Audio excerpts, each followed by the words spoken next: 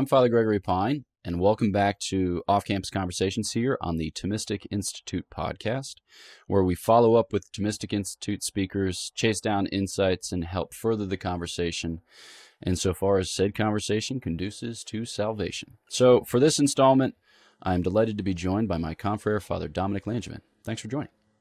Thanks for having me, Father Gregory Pine. It's great being here with you. All right. While to those viewing or listening, it may seem like we are at a great distance, we are in fact in the same building. Mind you, it is a big building, but you are at another part of the building because you are the Dean of the Pontifical Faculty of the Immaculate Conception at the Dominican House of Studies, where you also teach as a professor of Sacramental theology and perform various tasks in service of the community, and both student community and fraternal community here. So it's awesome to chat across the hallways. I suppose this is better than stringing together two cans with a little bit of yarn because it's easier to record in this fashion. Very true. And next time when you get your full studio, we'll do an in-person full studio Father Gregory Pine off-campus conversations. Wait, what does this mean though? If we're actually on campus, so Yeah, that's true. should we rename this I guess special series? Yeah, exactly. So on campus, well, I guess it's with respect to the college campus. I mean, this is a graduate school of theology, so That's it's true. a kind of college campus. But we don't have a chapter of the Thomistic Institute here. We just are the Thomistic Institute. That's true. Yeah. So we're off the campus of the places where we have chapters. So. Headquarters conversations. Exactly. Now we're talking. Mm-hmm. Yeah. At the heart of the church, at the heart of the Thomistic Institute. Okay. So you're a sacramental theologian. You studied at the University of Freiburg with Father Benoit Dominique de la Soujeole, and you studied specifically this question of the Paschal Mystery and what that entails and how that's enshrined in the church's theology and liturgy, which is awesome, which is exciting. But I thought that maybe we could talk a little bit about this world of ours and how this world of ours can bear grace or can communicate grace. So I think a lot of people, they look out their windows and they see, like traffic, and they see convenience stores, and they see folks getting upset, and they're like, not a whole lot of good going on out there. And nevertheless, the Lord sees fit in his loving kindness to use it. So maybe could you lay for us kind of the foundation of what it means to approach reality with a kind of sacramental worldview, or how we kind of sensitize ourselves to what the Lord is doing in this world of ours? Yeah, that's great. Great question, Father Gregory. So maybe the first thing would be just to recognize that God creates us as human beings with both a spiritual component and a physical component. And sometimes in today's world, especially with technology, we could lose sense of that physical component, not the sense we think of ourselves as angels all of a sudden, but maybe let's say the connections with other human beings, the social interactions can be frayed. We can create our own little worlds personally or socially. So by the fact that we're able to have this conversation in the same building but over the internet wires is great in one respect, but at the same time, we don't want to lose sight of the fact that we're actually brothers living under the same roof, and there's something uniquely human about that. You mentioned how people can sometimes feel cut off, or they just kind of see negativity in the world. But one of the great facets, frankly, of life is that we are able to live with other human beings, to live with friends, hopefully, family as well. Hopefully that too is a positive experience. I know sometimes it can be a challenge for some folks.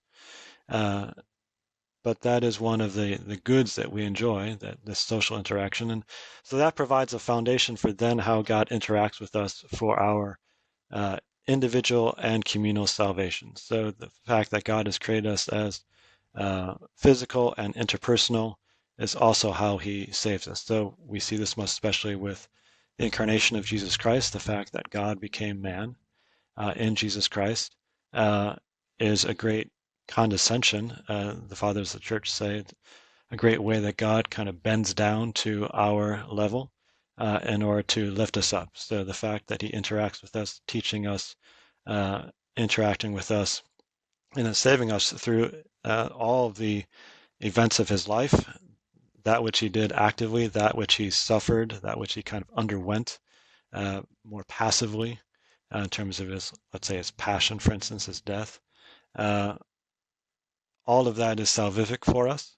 And that's true both for what he did 2,000 years ago, but then also how he's continuing to be active in our lives today. So, for instance, the sacraments will be one of those ways that he's active in our lives today in, again, a way that is physical. All the sacraments are physical, but then also a way that's interpersonal. So all of the sacraments entail an interpersonal interaction, God working through one person in order to save another person. So, for instance, in baptism, how it is that one person, for instance, a priest or a deacon, would baptize another person, or even in kind of a sacrament that's doesn't involve a church minister per se. So in the Western understanding of marriage, is between a man and a woman, and each one of them is a minister to the other of the sacrament. So a person can't marry himself or herself just, let's say, directly. I can't. No person could just be a marriage of one. There's always another person involved.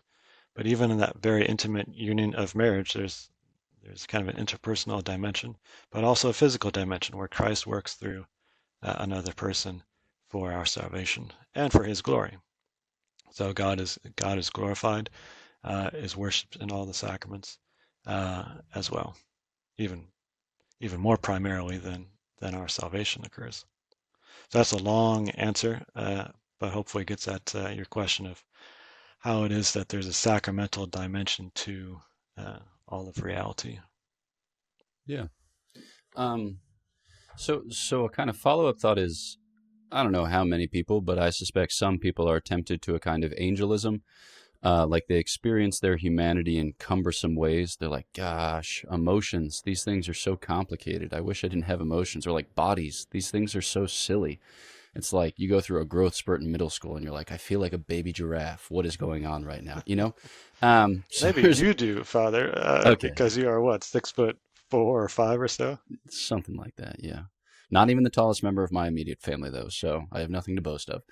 Um, but there's a way in which the sacraments, they invest us in things that we might see as cumbersome or things that we might see as silly, and they sanctify them. Like I'm thinking about how, we sinned by adverting to things corporeal in preference to things spiritual, and God, in his loving kindness, sees fit to use those things corporeal as a way of raising us up to things spiritual.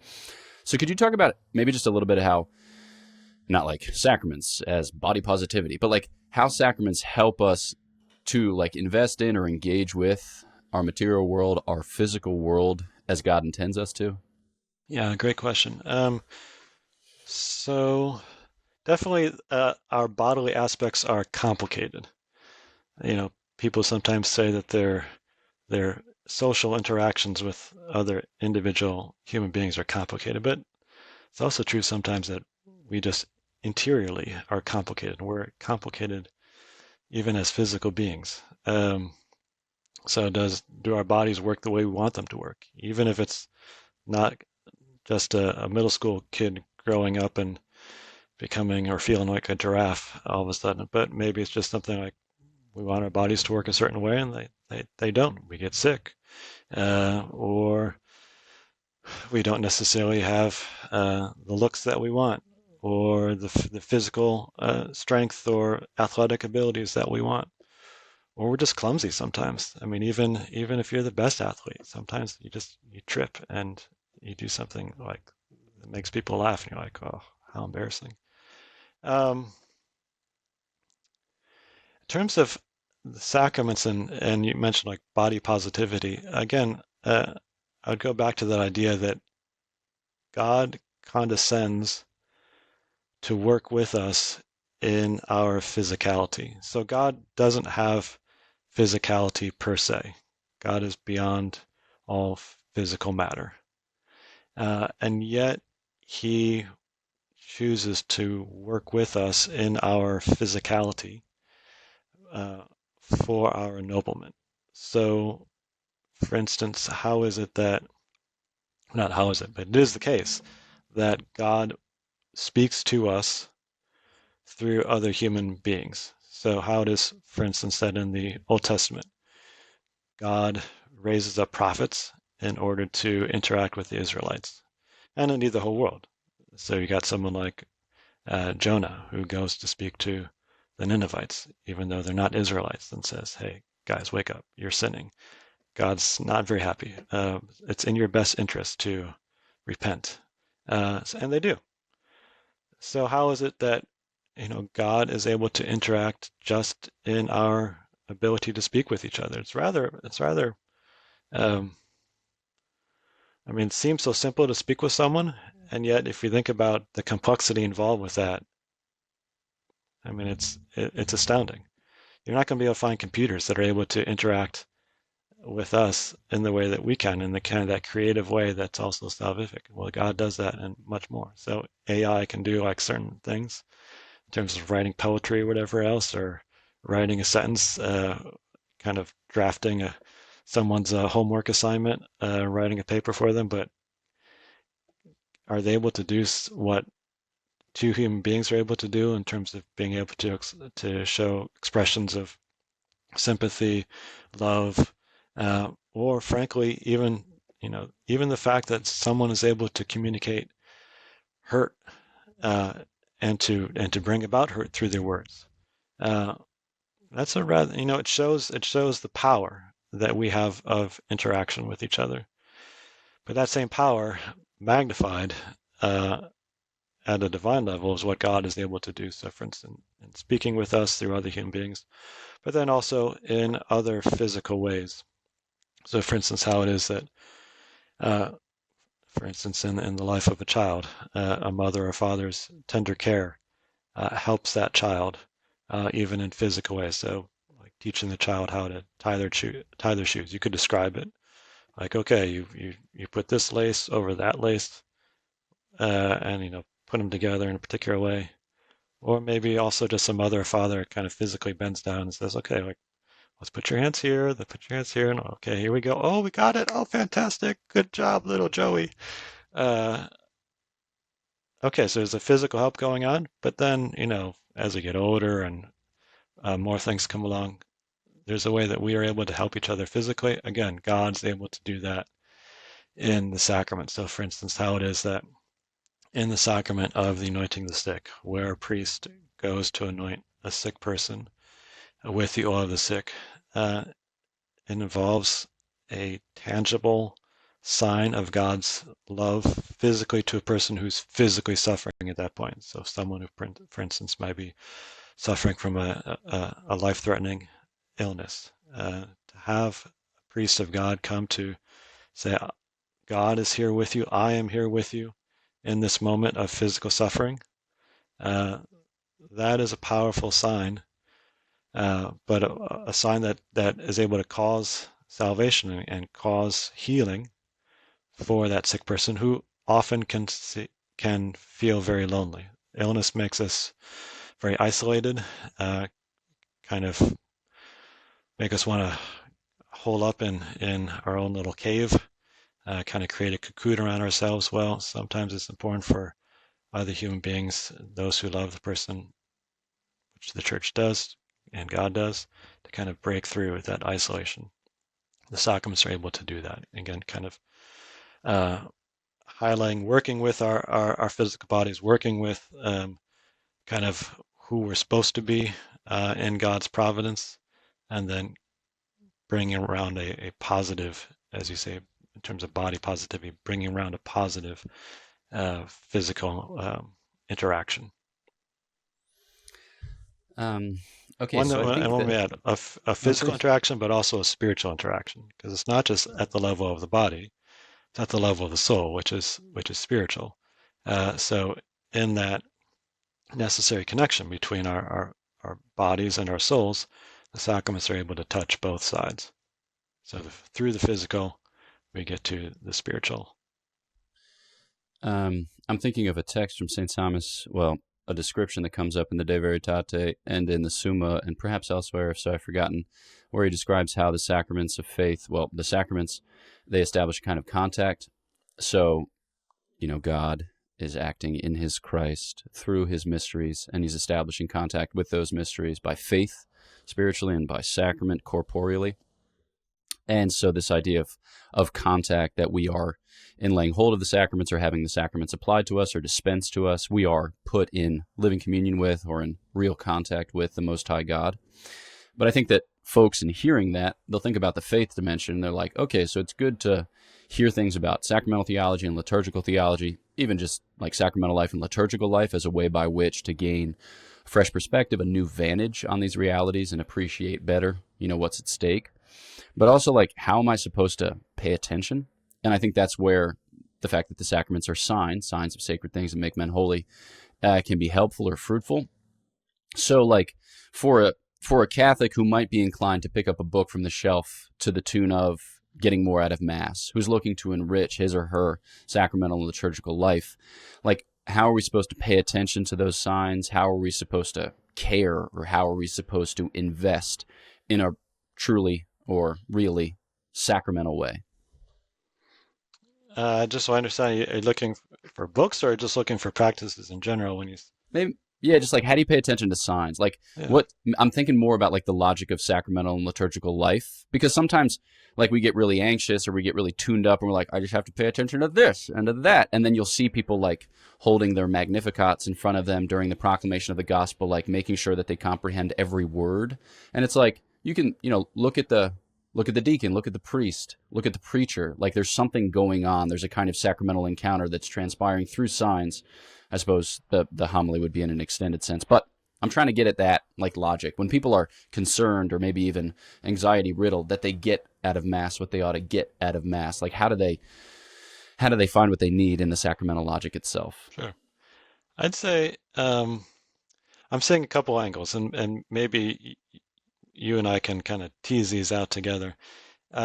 So on the one hand, ritual, the ritual that we have as Catholics, liturgically, sacramentally, that is helpful. So it's not as if we want, or it'd be good for Mass or the sacraments to just kind of be like, you make it up every single time. The priest comes out and he's like, well, what kind of Mass do we want today?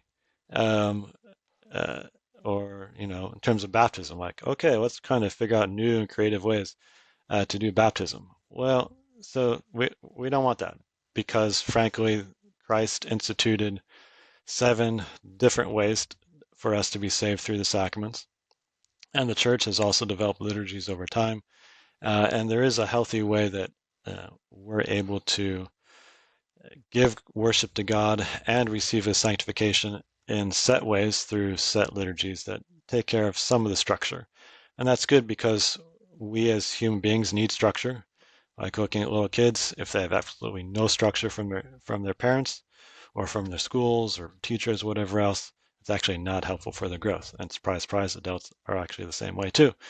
You can't play football or baseball or soccer or pick the sport that you want without, kind of some set rules. But then once you have those rules, then you can really thrive and hit grand slams. You can't hit grand slams if there's no, like, outfield compared to the infield, and what's inbounds and what's out of bounds. So we all want to be like spiritual, grand slam sluggers. So in terms of that, yeah, we do want ritual. That's important. That's good. So there is a way that ritual allows us to not have to worry about the big structure, and then allows us to enter into the mysteries of salvation, let's say, more peacefully and deeply. And then how do we get more out from the structures that we have? You mentioned, for instance, following along with readings or knowing the liturgy.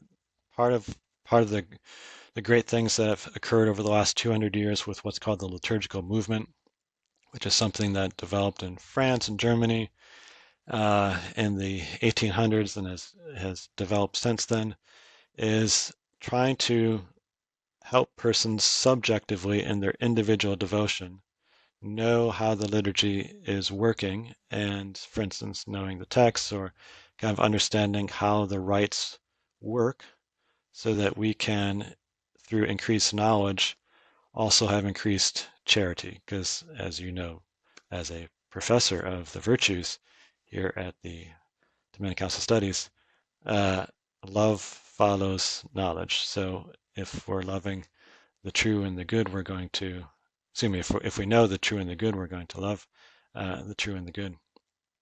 And that's the same sort of thing with respect to uh, the liturgy and the sacrament. So if we're able to know how to worship God and how to receive his salvation in these particular liturgies, we're able to give ourselves subjectively.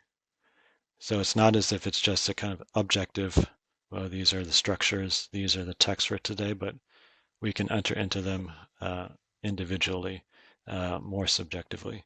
And that actually is very powerful both for ourselves as well as for others. So for instance, if we just attend Mass kind of daydreaming, or going to a baptism just daydreaming, there can be a goodness to actually attending such a Mass in that way, but we're able to, in God's providence, pray better and merit graces for ourselves and others at a higher level, analogously speaking, by participating individually. So I would suggest, yeah, persons can follow along with the text better with something like Magnificat or other liturgical aids to know the text.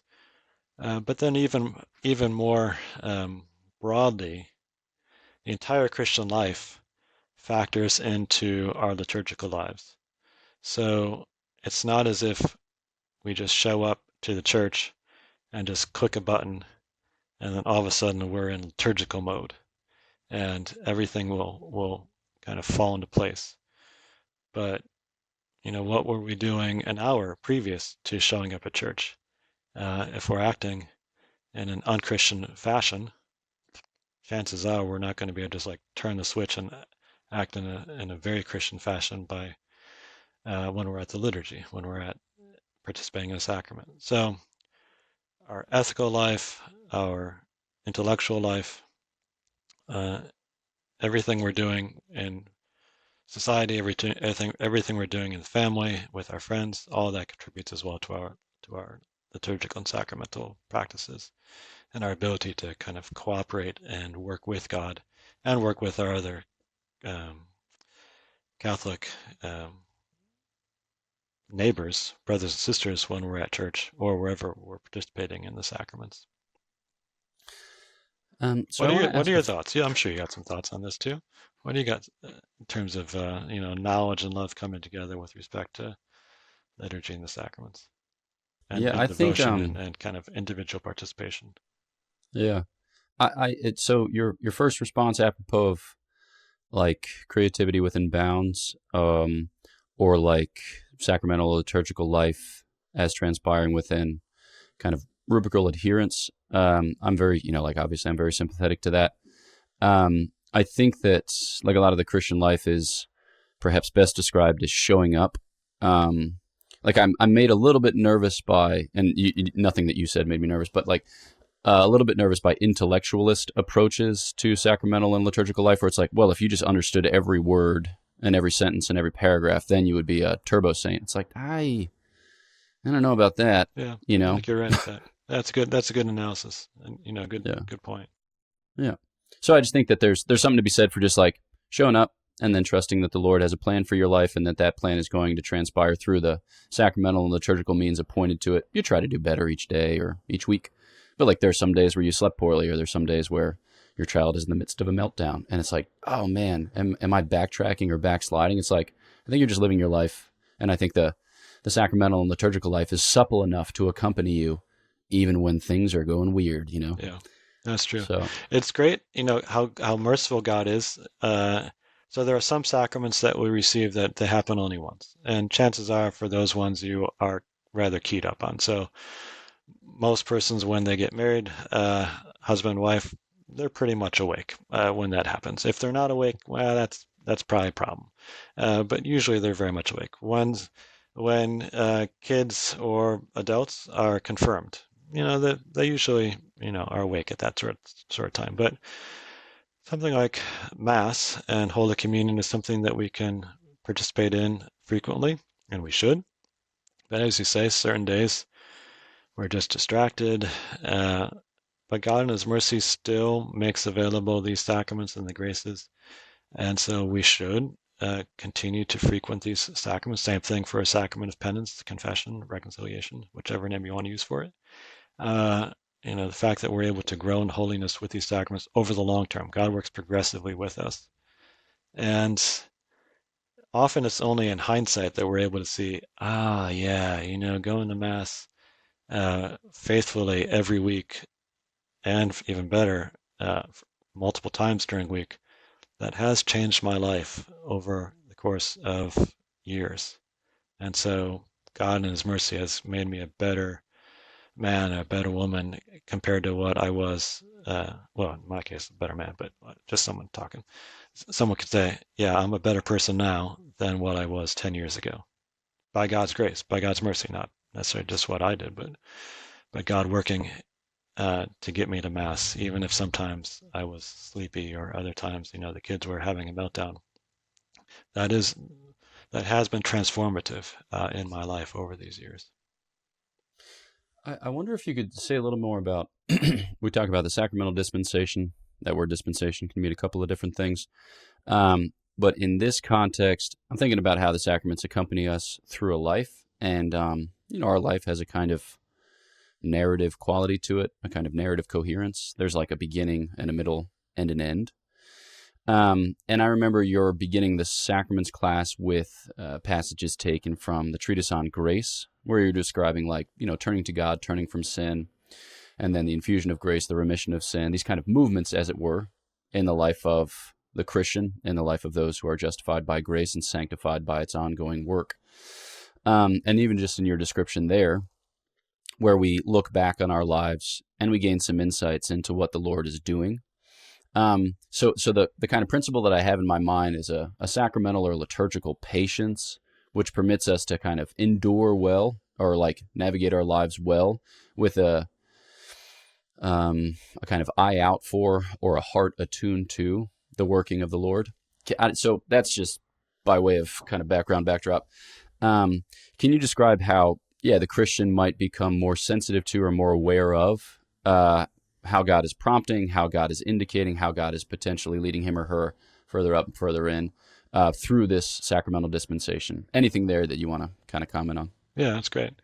So St. Thomas has this analogy that he uses, and he's, if I recall correctly, in the history of sacramental theology, he's the first to really develop this.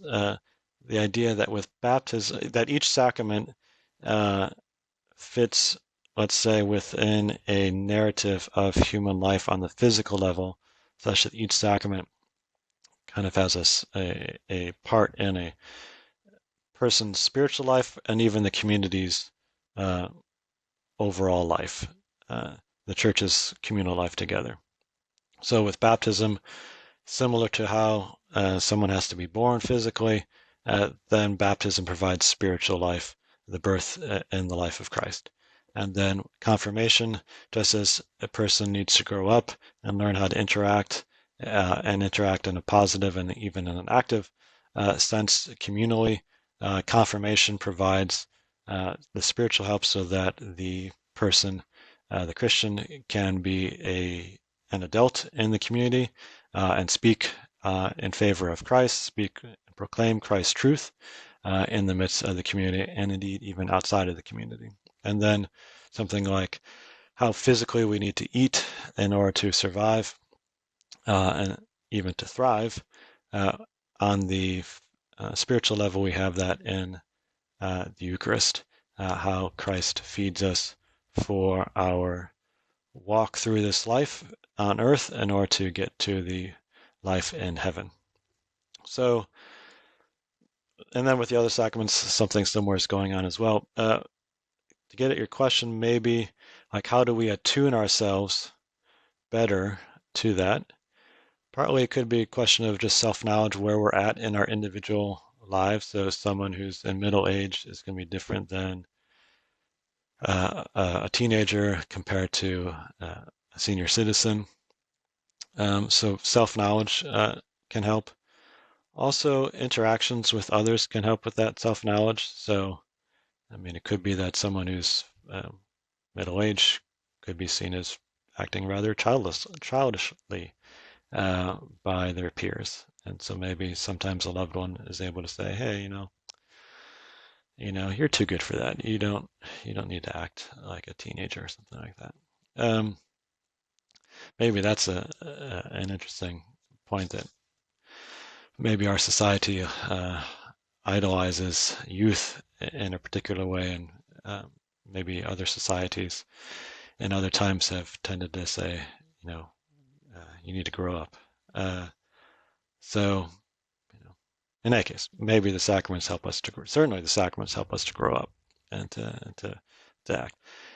One thing I was thinking of as you're asking your question, Father Gregory, was there is a way in which God kind of reacts to our situation in terms of like different time periods of our lives. There are different sacraments that are able to help with that. But it's not. It's something where, yes, it reacts to our weaknesses, but also allows us to go beyond our weaknesses and really to kind of give a positive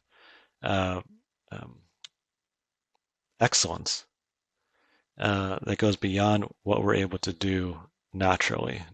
What we're able to do naturally after the fall of Adam and Eve and kind of falling into sin, but even how we're able to, with the sacraments, with God's grace, kind of go into the supernatural level beyond what even Adam and Eve before the fall could ever possibly do. So, the fact that we're able to have such intimate friendship with God in Holy Communion through the Eucharist.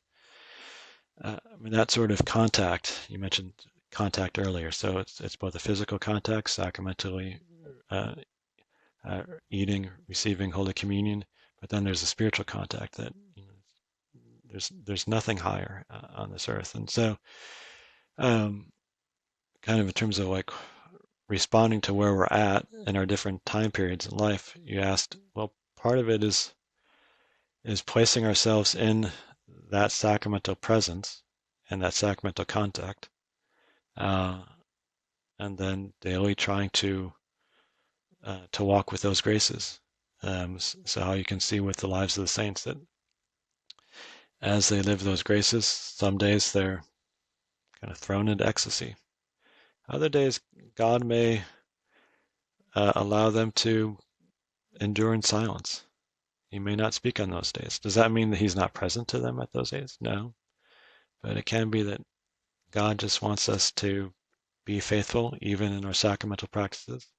So a lot of people may ask, well, when I go to communion, I don't necessarily feel anything a lot of days. That's okay.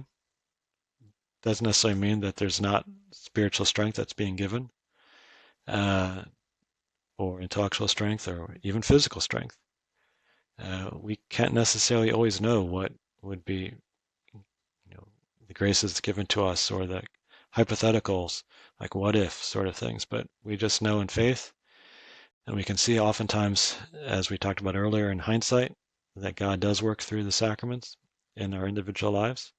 And then at times when we don't necessarily see or feel consolations or effects, we continue to put in the practices, put in our efforts for these sacramental moments, knowing that God does help us over the long term for, again, his glory and our sanctification. Okay, so as we come to the end here, just like a final question or two, I'm thinking especially about like how so the sacraments themselves accompany us, and the sacraments are living in a kind of analogical way or by extension, insofar as they are separated instruments of God, but that they issue from the church as a kind of adjunct instrument, and they issue from more kind of principially from our Lord Jesus Christ and the sacred humanity, which would be like the conjoined instrument of the Godhead. But yeah, with this kind of like analogy of instrumentality, or this kind of extended sense of life, or a perpetuated sense of life, there's a way in which, like when you introduce the sacraments into your life, that they're gonna do stuff, they're gonna cause things. Like you just can't set them aside in like a corner of the house and say like, I'm just gonna rely on you being there when it comes time to pull you out. It's like, no, there's just movement. There's like whatever you would call it, fervor. There's just like a lot going on in sacramental life, and I think how that registers for people in their concrete experience is like, yeah, I started praying the rosary. Think of that as a sacramental, which kind of extends the mysteries of the life of Christ further into, kind of the devotional dimensions of Christian life. And it's like, and then I had this like wild conversation with my wife, and we were talking about rectifying our marital situation. It's like, so maybe just as a final thing for folks who might have a somewhat tenuous relationship with the sacraments right now, whether for fear of what they might do or for embarrassment at kind of where they sit at present, like any insights, any encouragements, anything that you would want to share apropos of kind of maturing in sacramental practice and permitting a greater sacramental dominance, almost, as it were. It is true that our lives are complicated, and we do want to be saints, or let's say we should want to be saints, but oftentimes our motives get complicated too, and we get tempted by sin, and we don't have that consistency and that integration that we want to have. And the sacraments can be a challenge to us. So in terms of what to do in a situation like that, or let's say something you described, let's say maybe there's an admixture of sin and grace in us, and like how to work that out.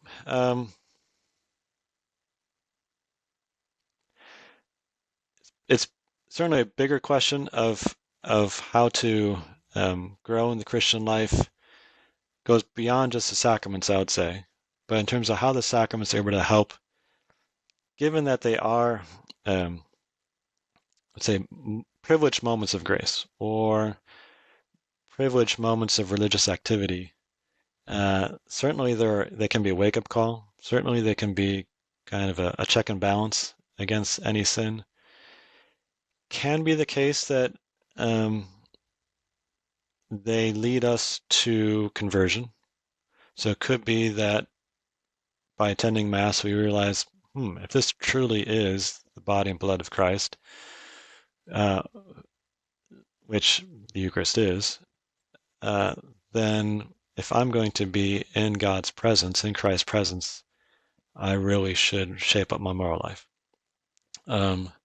Because I want to be the best participant in Mass that I can be.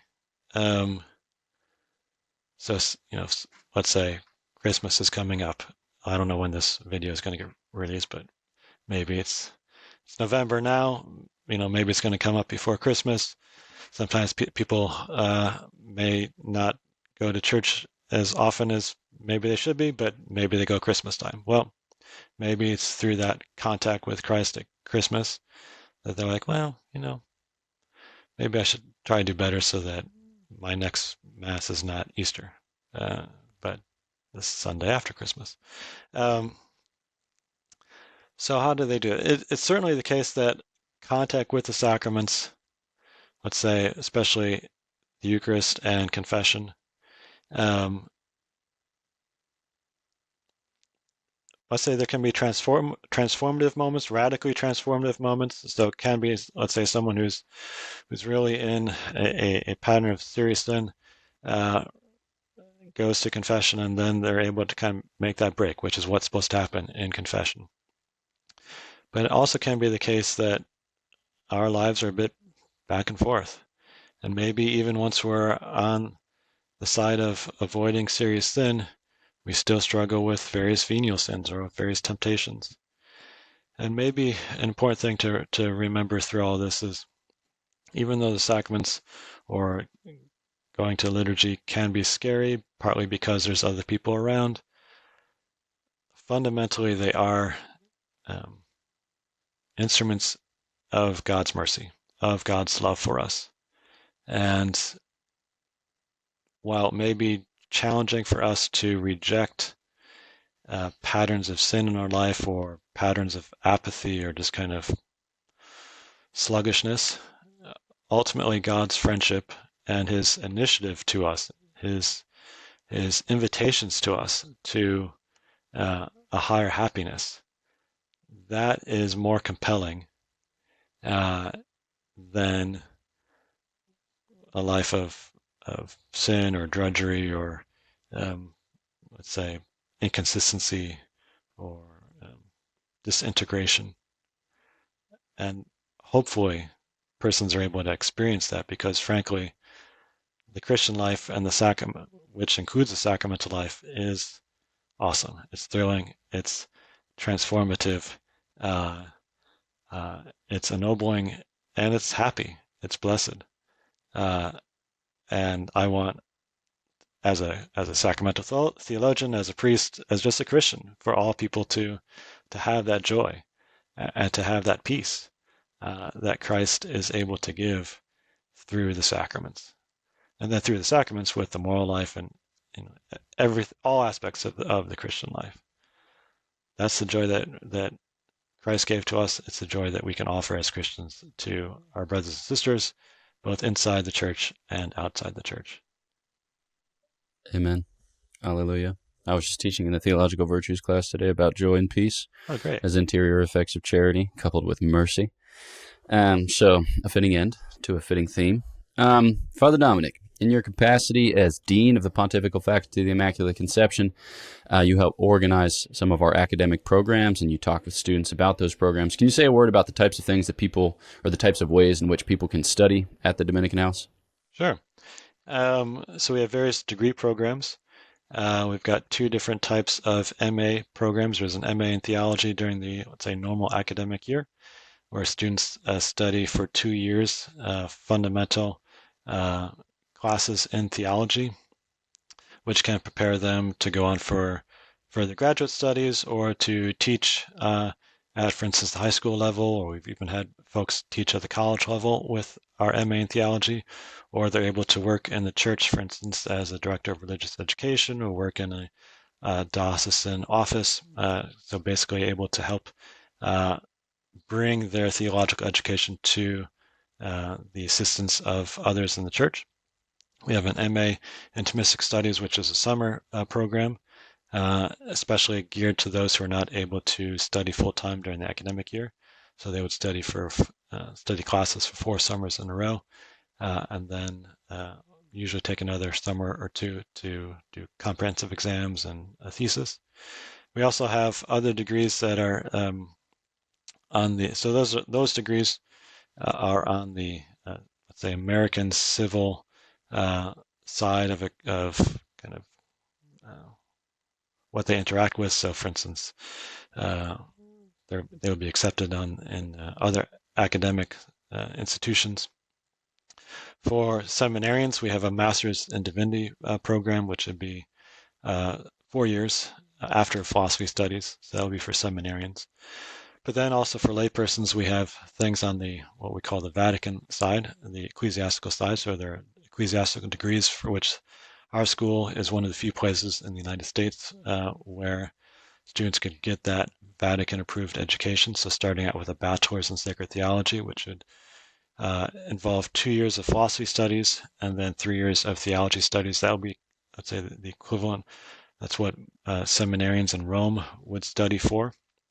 So a broad basis in theology across all disciplines. And then beyond that, there's a teaching degree, or a degree that especially gives the possibility of teaching, the licentiate in sacred theology that we offer, which is a 2-year degree after the bachelor's. And then beyond that, there's the doctorate as well, which is looking to do creative work in a particular dogmatic or moral subject in Thomistic studies. So all of the great theology that is taking place with Thomistic Institute events here and throughout the world are able to kind of achieve a certain depth and breadth through study here at the Dominican House of Studies with our degree programs, whether on the Anglo-American side with our MA and MD degrees, or on the ecclesiastical Vatican side with the bachelor's, licentiate, and doctorate in sacred theologies. Sweet.